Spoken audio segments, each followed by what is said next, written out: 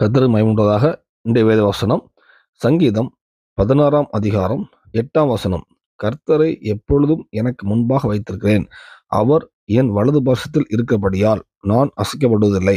தேவன் மகிமை உண்டாதாக.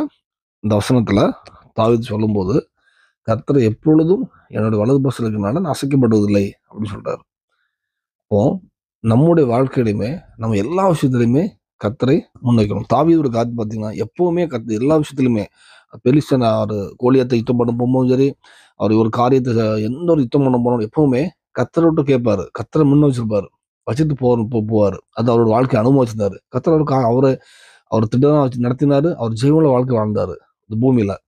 ஸோ நம்மளும் நம்முடைய வாழ்க்கையில எல்லாரோட காரியத்திலையுமே நம்ம கடந்து வாழ்க்கையில நம்ம ஏதாவது நம்மளுடைய சுயத்தினால போயிருக்கலாம். நம்ம சுயத்தினால போய் சில விஷயங்களை தோல்வி அடைஞ்சிருக்கலாம். ஆனா எல்லா விஷயத்தையுமே நம்ம கர்த்தருக்கு ஒப்பு கொடுப்போம். அவரை முன்ன வைப்போம். முன்ன வச்சு முழு இருதயத்தோடு நீங்க போகும்போது கர்த்தர் வாக்கியம் பண்ணுவார். கண்டிப்பா ஜெயம் தருவார். இந்த மெசேஜ் கேட்கிற ஒவ்வொருடைய வாழ்க்கையிலுமே அநேக தோல்விகள், அநேக குறைகள், அநேக இழப்புகள் இருக்கலாம். இனி அதெல்லாம் இருந்தாலும் இன்னைக்கு கர்த்தரோட மன்னிப்பு கேட்போம், ஒப்புரவாவோம். இனி ஒவ்வொரு நாளும் ஒவ்வொரு காரியத்திலும் எப்பொழுதும் எல்லா விஷயத்திலையுமே கர்த்தரை முன்ன வைப்போம். அந்த அனுபவத்துக்கு வருவோம். அதை நம்ம பயிற்சியா எடுப்போம். அதை அந்த அந்த அந்த அனுபவத்துல வாழ்வோம். இந்த பூமியில ஒரு சாட்சியுள்ள வாழ்க்கையை தேவன் தருவார். பரலோகத்துக்கும் ஆயத்தப்படுத்துவார்.